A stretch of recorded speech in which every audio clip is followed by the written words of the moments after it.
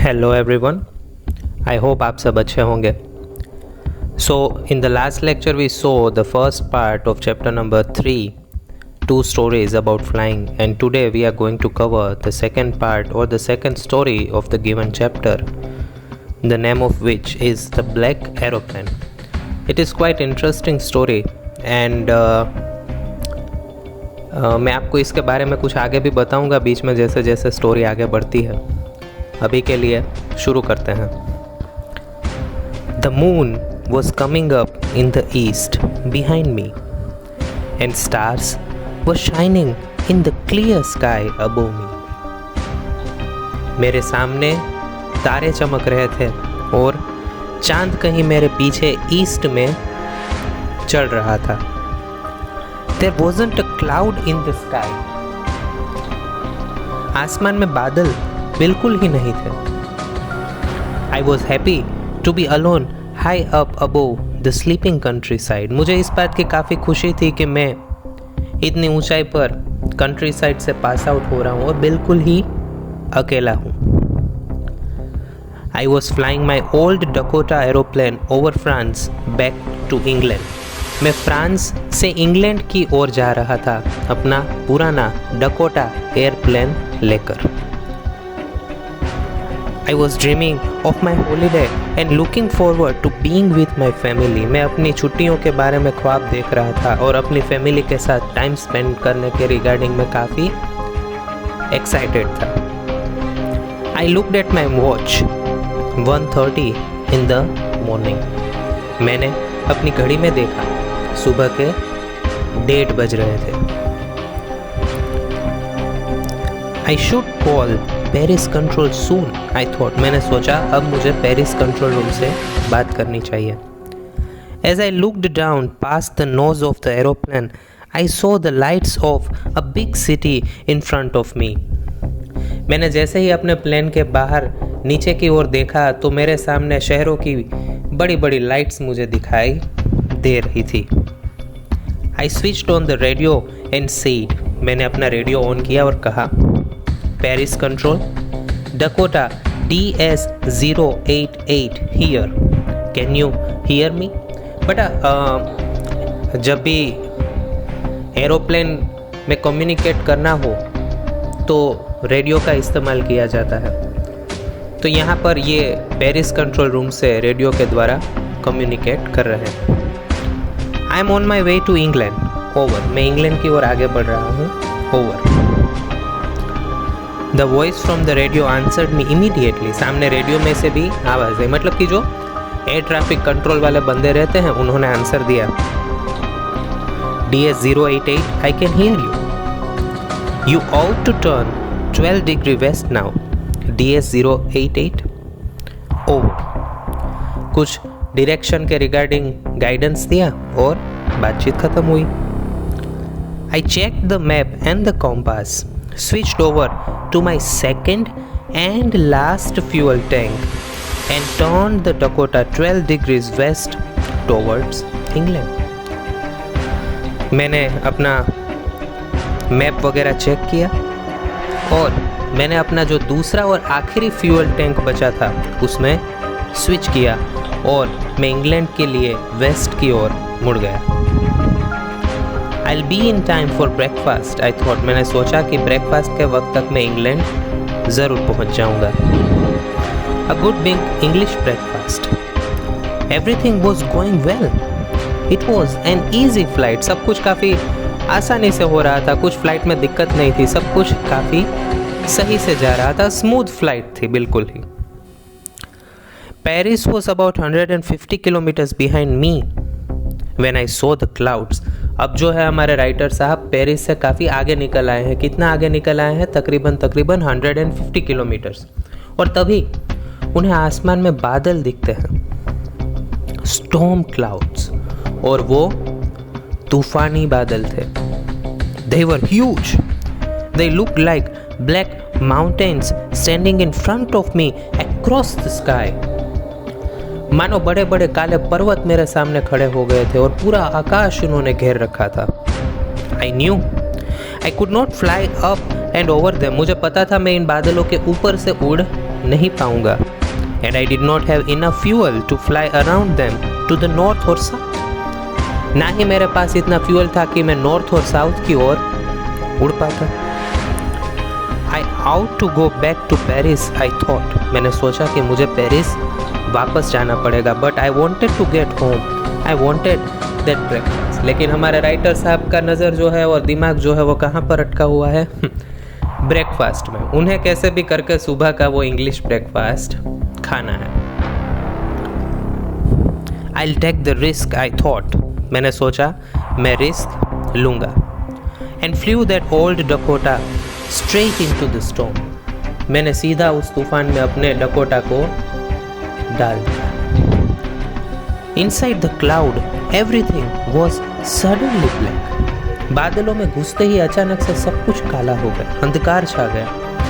It was impossible to see anything outside the aeroplane. Plane से बाहर देख पाना, कुछ भी देख पाना मानो नामुमकिन सा हो गया था। The old aeroplane jumped and twisted in the air. जो मेरा पुराना सा प्लेन था वो अब हवा में गोते खाने लगा। I looked at the compass. मैंने कंपास की ओर देखा। I couldn't believe my eyes. मैं अपनी आंखों पर यकीन नहीं कर पा रहा था। The compass was turning round and round and round. पूरा जो कंपास है वो गोल गोल घूम रहा है। इट वॉज डेड, मतलब उसने काम करना छोड़ दिया था। कंपास क्या यूज़ में आता बेटा? डायरेक्शन के रिगार्डिंग यूज़ में लिया जाता है। अब यहाँ पर कंपास ने ही बंद कर दिया है काम करना। It would not work. The other instruments were suddenly dead too. यहाँ तक कि प्लेन के बाकी के इंस्ट्रूमेंट्स ने भी काम करना बंद कर दिया। I tried the radio. मैंने रेडियो से कांटेक्ट करने की बात की। Paris control, can you hear me? There was no answer. सामने से कोई जवाब नहीं आया। The radio was dead too. यहाँ तक कि रेडियो ने भी काम करना बंद कर दिया था। I had no radio, no compass and I could not see where I was. ना मेरा रेडियो काम कर रहा था, ना मेरा कंपास काम कर रहा था। यहाँ तक कि मैं बाहर देखकर यह भी अंदाज़ा नहीं लगा पा रहा था कि आखिर मैं हूँ कहाँ पर। I was lost in the storm. मैं उस तूफान में अब खो गया था। Then in the black clouds quite near me. उन काले बादलों में अपने से काफ़ी नज़दीक आई सो अनदर एरोप्लेन। मैंने दूसरा एक प्लेन देखा। It had no lights on its wings. उसकी विंग्स के ऊपर लाइट्स नहीं थी। प्लेन के विंग्स के ऊपर बेली में, टेल में और नोज पर लाइट्स लगी रही रहती है बेटा, लेकिन इस प्लेन के विंग्स के ऊपर कोई भी लाइट्स नहीं थी। But I could see it flying next to me through the storm. लेकिन मैं उसे अपने साथ साथ उड़ता हुआ देख पा रहा था तूफान के अंदर। आई could see the flights pilot face turned towards me. उस फ्लाइट में बैठे हुए पायलट का फेस भी मैं साफ साफ देख पा रहा था। I was very glad to see another person. दूसरे पर्सन को देखकर मैं काफ़ी खुश हुआ। He lifted one hand and waved. उसने अपना एक हाथ उठाया और मेरी ओर वेव किया। Follow me, he was saying. Follow me. He knows that I am lost, I thought. He is trying to help me. मैं सोच रहा था कि उसे पता चल गया है कि मैं गुम गया हूँ और वो शायद मुझे मदद करने की कोशिश कर रहा है।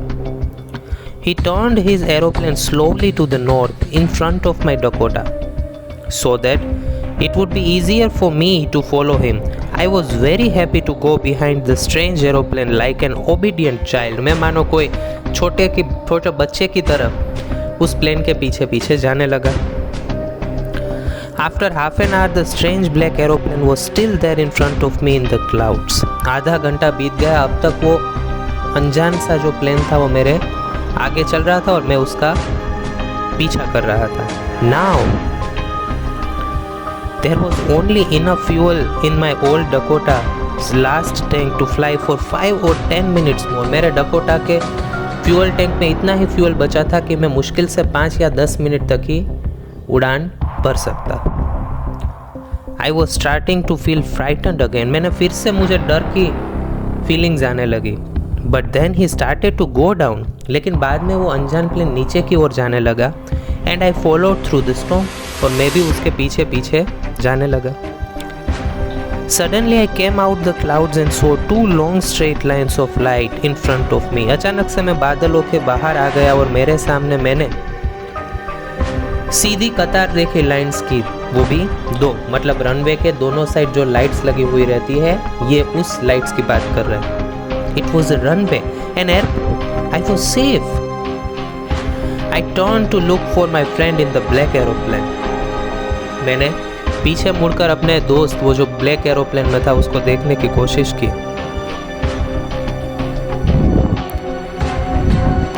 There was nothing there. लेकिन वहाँ पर कोई नहीं था। The black aeroplane was gone. I could not see it anywhere. मुझे वो ब्लैक एरोप्लेन कहीं दिखा ही नहीं। I landed and was not sorry to walk away from old Dakota near the control tower.